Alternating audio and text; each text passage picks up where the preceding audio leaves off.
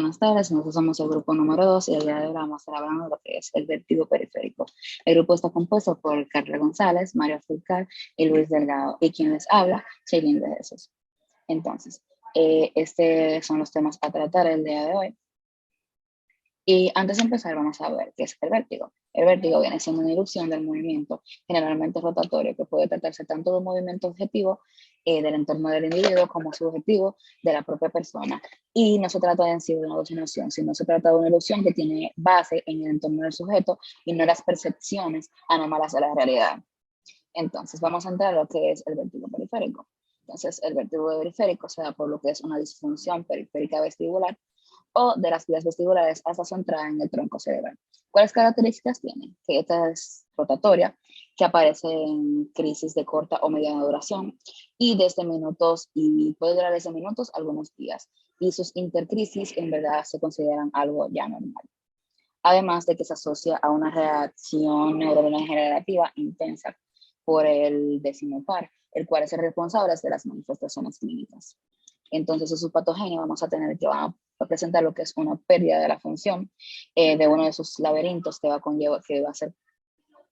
a ser a nivel del sistema nervioso central, lo que va a conllevar a que el núcleo vestibular homolateral deje de recibir información del receptor periférico y va a producir como consecuencia un predominio funcional del laberinto sano, o sea, una simetría de la información laberíntica. Y vamos a observar que el paciente suele caerse del lado afectado y porque la musculatura espinal del lado sano empuja hacia el lado deficiario. Y además vamos a ver que el paciente va a presentar lo que es un nistagmo hacia el lado sano.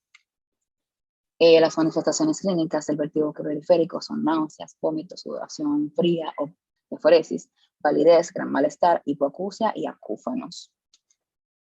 Entonces ya en el vértigo posicional paroxístico benigno, esta viene siendo el vértigo periférico más frecuente. Sus características es que es de aparición, o sea, sus episodios de vértigo son bastante bruscos, son de breve duración y se acompaña de nistagmo, además de que tiene una característica muy especial de ellos, que es que se da por cambio de su posición, o sea, se reproducen al adoptar una posición desencadenante. Esta vez tiene varias etiologías, puede ser de origen idiopático, que es desconocida, puede ser de origen postraumático, post-isquémica, que se puede dar por semanas o meses después de que una persona o un paciente sufra de una valvulopatía periférica aguda. Se puede dar postquirúrgicamente tras una cirugía de otosclerosis o un implante coclear y secundarios a maniobras odontológicas como es la del maxilar superior. Entonces, su patogenia se va a dar porque existen dos grandes teorías que intentan explicar la patogenia del vértigo posicional paroxístico benigno. Está la teoría de la canalitiasis y de la cupulolitiasis.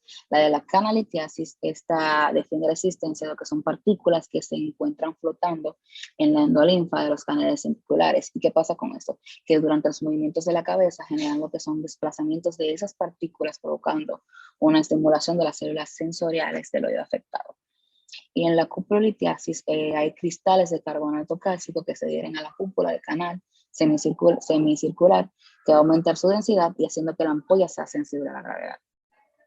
Entonces, las manifestaciones clínicas que va a manifestar va a ser episodios bruscos de vértigo, como ya había dicho anteriormente, que se van a dar de carácter recurrente y que va a presentar el paciente cuando se tumba en la cama, cuando se trata de incorporar de nuevo, al levantarse la cabeza o al agacharse lo va a desencadenar. Y también el nistagmo. Para su diagnóstico, esta se va a basar en una detallada historia clínica, una breve exploración otoneurológica y un estudio audiológico, además de que vamos a realizar lo que es una maniobra de provocación, que es la maniobra de This Helping, y en caso de que no sea el nistagmo no aparezca muy fácil o muy pronunciado, se va a utilizar lo que son gafas de Frenzel o videonistagmografía. Entonces, la maniobra de This Helping, esta va a consistir en que vamos a pedir al paciente que se siente en la cama con los pies sobre la camilla.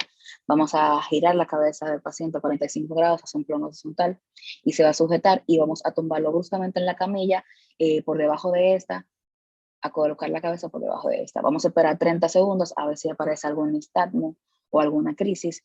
Y si tras esos 30 segundos no aparece ninguna crisis o ningún nistagmo, vamos a colocar al paciente en su posición inicial y vamos a esperar otros 30 segundos para luego hacerlo por el lado contrario. En estos casos, si la maniobra sale positiva, vamos a escribirlo como una aparición de nistagmo y vértigo. Después tenemos la maniobra de McClure, que la maniobra de McClure, vamos a colocar al paciente en decúbito supino, vamos a elevar la cabeza a 30 grados, vamos a hacer un giro cefálico hacia un lado, esperando la aparición de un nistagmo. Se va a poner el paciente en su posición inicial, como se ve en esta imagen, y luego vamos a colocarlo del otro lado, para ver si parece algún nistagmo. En caso de que salga positivo, vamos a poner aparición de nistagmo con vértigo en rotación a ambos lados. El tratamiento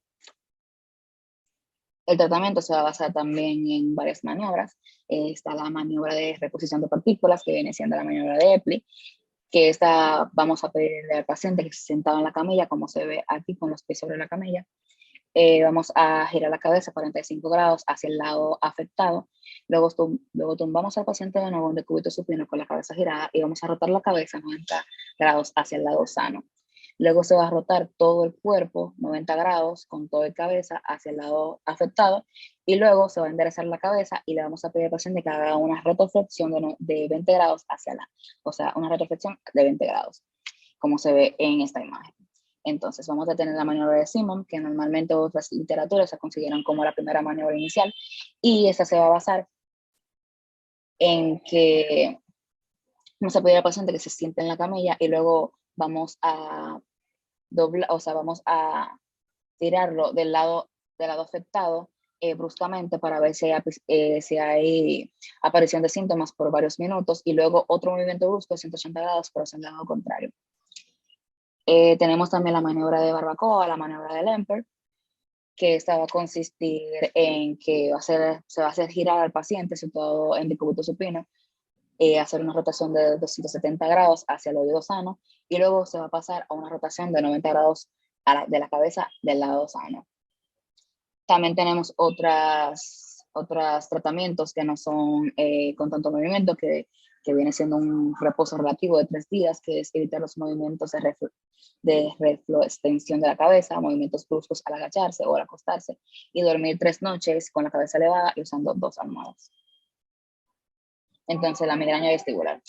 La migraña vestibular esta puede afectar hasta el 1% de la población general. Es documentada en varias familias porque se considera una enfermedad autosómica de herencia autosómica dominante. Su clínica está basada en los síntomas vestibulares de la Barrenity Society y no tiene una definición per se o que se pueda documentar. Esta incluye lo que es nistagmo espontáneo, que puede ser por un vértigo externo, interno, posicional, inducido por movimientos, inducido por movimientos visuales o mareos. También están los auditivos transitorios, náuseas y vómitos, postración y sensibilidad al movimiento.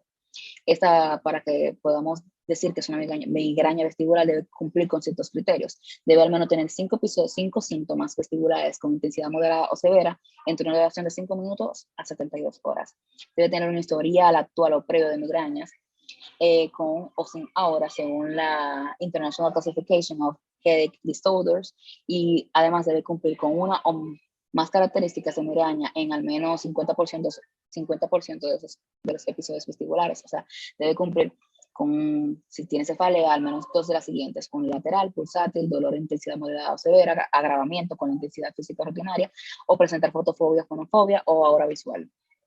Entonces tenemos que hay factores desencadenantes de la migraña vestibular. Están la menstruación, el estrés, la falta de sueño, la deshidratación y algunos alimentos como es el alcohol, algunos quesos, el chocolate, entre otras cosas que puede desencadenar la migraña vestibular. También está la respuesta medicamentosa, respuesta a la medicación antimigrañosa. Entonces, pues esta viene siendo una respuesta favorable a los fármacos antimigrañosos que puede apoyar la sospecha de un mecanismo migrañoso subyacente. Además de que la aparición de una eficacia en un fármaco puede estar influenciado por factores de confusión, por mejoría espontánea, por respuesta a placebos, por efectos farmacológicos múltiples, por ejemplo, por el uso de ansiolíticos o por el uso de antidepresivos. Además de que está basada en una serie de casos no controlados en lugares de ensayos clínicos aleatorizados. Por consiguiente, viene a ser una respuesta positiva a un medicamento que no se considera un criterio fiable. para un diagnóstico de migraña vestibular y que se considera también que es insuficiente. Ahora los voy a dejar con mi compañera Carla, que ya les va a seguir con lo que es la neuritis vestibular. Así es, Shailene, muchas gracias. Mi nombre es Carla González y les estaré hablando sobre la neuritis vestibular. Debemos de saber que esto se le conoce como vestibulopatía aguda unilateral y es un síndrome clínico que no presenta ni síntomas auditivos ni neurológicos, pero se caracteriza por una aparición súbdita de una crisis de vértigo prolongada que va a presentar náuseas, vómitos, nistagmo espontáneo y también va a presentar desequilibrio postural. Y en su mayoría va a afectar a adultos que se encuentran entre los 30 y 60 años. La ausencia de hipoacusia concomitante es una característica que la distingue de la enfermedad de Meniere y de la laberintitis. En cuanto a sus causas, tenemos una inflamación de origen vírico que se produce una inflamación con edema que va a atrapar el nervio en el canal por el cual éste discurre en el nervio temporal. Y también tenemos una alteración vascular con isquemia laberíntica, que esta se puede sospechar en pacientes que tienen antecedentes personales de riesgo vascular. Respecto a la fisiopatología, los síntomas se van a originar por una ausencia de información vestibular desde uno de los dos laberintos y va a haber una disparidad en la información que llega hacia el lado sano y una ausencia de información en el lado afectado. Entonces, esto se transmite por la vía vestibular, causándole al paciente una sensación de movimiento, es decir, el vértigo. Le va a causar asimismo el nistagmo y el desequilibrio. ¿Qué siente el paciente? Bueno, cuando tenemos los ojos abiertos, el paciente va a sentir como que su entorno se mueve hacia el lado sano y que este se está cayendo, el paciente siente que se está cayendo hacia el lado patológico. Y la recuperación puede ser espontánea por una reaparición de la actividad neural en el núcleo vestibular del lado afectado. Respecto al cuadro clínico, debemos de saber que esto es más frecuente en primavera y en verano y habrá una aparición brusca de vértigo con una intensa sensación de giro de los objetos que rodean al paciente. También vamos a ver una sintomatología vegetativa que va a incluir palpitaciones, náuseas, vómitos, sudoración fría. Si el cuadro no cede a corto plazo, puede que obligue al paciente a permanecer en cama porque cualquier movimiento brusco que se realice puede exacerbar los síntomas. Respecto a la exploración física, vemos que los signos clásicos de síndrome vestibular periférico estarán presentes, los cuales se obtienen al evaluar el reflejo vestíbulo oculomotor y la postura. En los primeros 3 o 5 días, el nistagmo va a impedir la fijación de la mirada por lo grave que es y va a persistir durante 2 o 3 semanas siguientes y va a ir disminuyendo poco a poco hasta que se hace notar por evaluaciones minuciosas. En la prueba de Ramberg vamos a ver un desvío del paciente hacia el lado de la lesión en una relación proporcional a la intensidad del vértigo, es decir, que mientras mayor sea el vértigo, mayor será el desvío del paciente. Y las reacciones vestibuloespinales van a desaparecer primero que los síntomas oculomotores, ya que en 2 semanas no suelen aparecer, ya no suelen haber este tipo de reacciones. Cabe destacar que no es necesario realizar analíticas a no ser que se sospechen de complicaciones o trastornos hidroelectrolíticos que puedan ser causados por el cuadro de síndrome vegetativo. Para el diagnóstico diferencial debemos de distinguir entre un síndrome vestibular central y uno periférico. Y si es central, pues tenemos como opciones de patologías el infarto cerebeloso, infarto del tronco del encéfalo y esclerosis múltiple. Pero si es un síndrome vestibular periférico, ya podemos diferenciar entre la laberintitis ósea y la supurada. Pasando con la enfermedad de Meniere, esta se va a caracterizar por la aparición de episodios de vértigo espontáneo y recurrente, acompañado de hipoacusia fluctuante y un acúfeno o tinnitus intermitente. Aquí se puede presentar una sensación de plenitud óptica, hipoacusia, aumento de la intensidad del tinnitus y una sensación de vértigo. En cuanto a sus características, tiene 3 fases. La fase de inicio comienza con episodios de hipoacusia y acúfenos fluctuantes que pueden estar aislados o con presión óptica. También, aproximadamente después de un año de que inician los síntomas, el paciente va a presentar el cuadro completo de vértigo, náuseas y los otros síntomas vegetativos que les mencioné anteriormente. En la fase activa, esta es la más larga, que dura entre 5 a 20 años y se va a caracterizar por unos periodos de aparición de crisis con una frecuencia e intensidad variable, que se va a alternar con los periodos de latencia y va a durar entre 5 y 20 años. Y la fase final, que aquí hay pocas crisis de vértigos, la hipoacusia es mantenida, el tinnitus o acúfeno se hace permanente también, y se estabiliza alrededor de los 60 o 70 decibeles. También tenemos otras formas clínicas de presentación como el síndrome de Lermois y la crisis otolítica de Tumarkin. Para el diagnóstico, este va a ser 100% clínico y recomendamos hacer una buena anamnesis. Ya la exploración física se va a llevar a cabo mediante otoscopía, que la otoscopía se va a ver normal cuando el paciente está en una crisis, y la exploración otoneurológica. En la acumetría, con diapasón, vamos a ver hipoacusia del lado del acúfeno y puede haber un nistagmo horizontal también. En formas avanzadas de la patología podemos ver el signo de Henneberg, que es un vértigo que se da cuando hay cambios en la presión en el conducto auditivo externo. Para el tratamiento tenemos varias opciones, como el tratamiento farmacológico que se da por antagonistas de la H3 que también van a inhibir la H1, creándome una vasodilatación a nivel de los capilares auditivos. Y también debemos agregar medidas higiénicas más una restricción del consumo de sal, del consumo de alcohol y el consumo de nicotina. Para el tratamiento por vía intratimpánica simplemente se administran corticoides o gentamicina, y para el tratamiento quirúrgico se pueden realizar técnicas conservadoras, que serían cirugía del saco endolinfático, colocación de shunts endolinfáticos, mastoides o subaracnoides y una neurectomía vestibular, que esto es para controlar el vértigo mientras se mantiene la audición del paciente. Pero también están las destructivas, como la labirintectomía, donde la audición del paciente no se conserva. Pasando ya y terminando con la laberintitis, esta es una inflamación del oído interno que puede estar acompañada de infección y por lo general se produce por un episodio de otitis media. Además de que su puerta de entrada se sitúa en la ventana redonda, aunque con menor frecuencia, esta infección se va a propagar a través de la membrana oval. Aún así puede desencadenarse desde cualquier foco inflamatorio o infeccioso. Y la misma se va a dividir en tres tipos. Tenemos la perilaberintitis o fístula laberíntica, que es una consecuencia de la erosión de las paredes óseas del laberinto. Puede darse por un colesteatoma, que es un quiste que frecuentemente afecta al conducto semicircular. Y en la clínica se va a caracterizar por vértigo, que da signo de la fístula, que se da por un aumento de presión en el oído medio.